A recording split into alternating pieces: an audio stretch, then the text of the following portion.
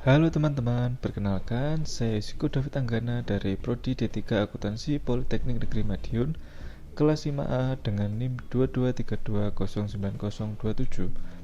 Di sini saya akan menjelaskan bab tentang analisis bisnis guna untuk memenuhi ulangan tengah semester mata kuliah analisis laporan keuangan. Poin materi yang saya bawakan ada 3, yaitu yang pertama pengenalan analisis bisnis, yang kedua jenis-jenis analisis bisnis, dan yang ketiga komponen analisis bisnis. Pada poin yang pertama, apa itu analisis bisnis? Analisis bisnis merupakan proses sistematis yang digunakan untuk mengidentifikasi, mengevaluasi, dan memahami berbagai aspek suatu bisnis dengan tujuan untuk meningkatkan efisiensi dan efektivitas suatu perusahaan dalam mencapai tujuan bisnisnya. Analisis bisnis berfungsi sebagai identifikasi masalah, pengambilan keputusan, evaluasi kinerja, dan juga pengembangan produk. Pada poin yang kedua, ada jenis-jenis analisis bisnis. Jenis-jenis analisis bisnis dibagi menjadi 4, yaitu analisis kredit, analisis ekuitas, analisis teknis, dan juga analisis fundamental. Yang pertama ada analisis kredit, merupakan evaluasi atas kelayakan perusahaan untuk mendapatkan kredit. Yang kedua analisis ekuitas, proses evaluasi nilai dan potensi investasi dalam ekuitas atau saham suatu perusahaan.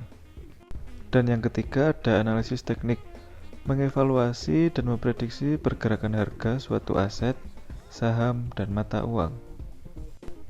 Dan yang keempat ada analisis fundamental, proses menentukan nilai perusahaan dengan menganalisis faktor-faktor kunci untuk ekonomi.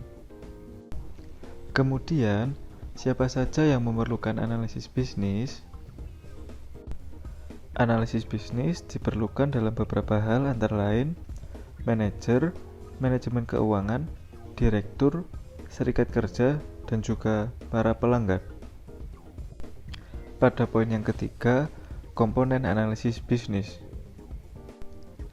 Komponen utama dari proses analisis bisnis, yang pertama ada analisis akuntansi.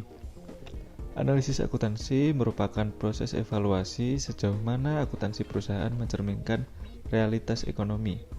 Hal ini dilakukan dengan mempelajari transaksi dan peristiwa perusahaan, menilai dampak kebijakan akuntansi terhadap laporan keuangan, menyesuaikan laporan tersebut agar lebih mencerminkan keadaan ekonomi yang mendasarinya dan membuat lebih sesuai untuk dianalisis. Kemudian yang kedua ada analisis keuangan.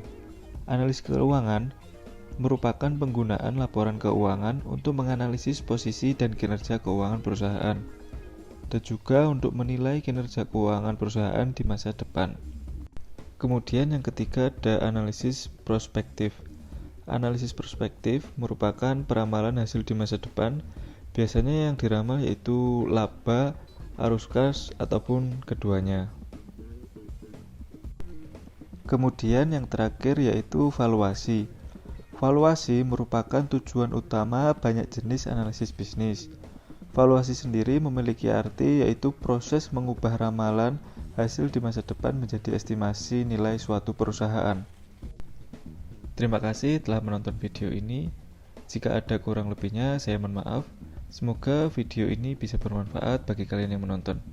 See you!